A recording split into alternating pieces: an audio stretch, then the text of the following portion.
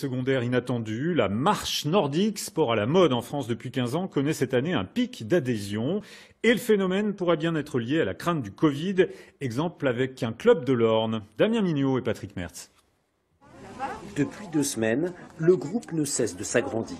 Et puis là, on va distribuer des bâtons. Ces novices viennent essayer la marche nordique, un sport dont le nombre d'adhérents est en nette augmentation cette année. C'est la première fois, donc je ne sais pas trop où c'est que je vais m'aventurer. Je suis plus habituée à faire du sport en salle. Donc voilà.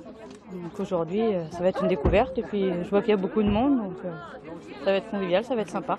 Cette année, là, dès le début juillet, j'ai été interpellé par des personnes qui voulaient venir vers du sport nature. Alors est-ce que c'est un signe Covid? Moi je le pense qu'il y a quand même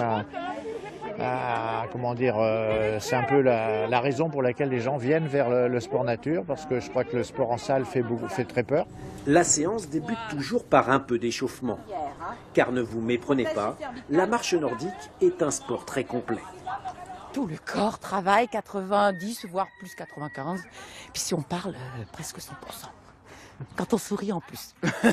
Et c'est parti pour une séance d'1 heure minimum. Plusieurs groupes se forment en fonction des niveaux et le plaisir est vite au rendez-vous. C'est top, hein. Moi j'adore, moi. Ça dérouille. Surtout quand le matin on se lève, on a un petit peu mal. Bon ben là, dans la matinée, on est très bien. Hein. Reste la technique du planter de bâton, tout un art qui s'acquiert avec les années d'expérience. Le geste est très important parce que il faut à la fois pousser avec les jambes et avec les bras en même temps, en simultané. Et faire en opposition, bien sûr. Et les bras et les jambes sont coordonnés. Et le planter de bâton, il est au centre de gravité. Et la main, il faut qu'elle s'ouvre parce que sinon, votre bas, il ne peut pas aller en extension derrière. Covid ou pas, la marche nordique continue son avancée. Un sport plébiscité par les femmes et les jeunes retraités.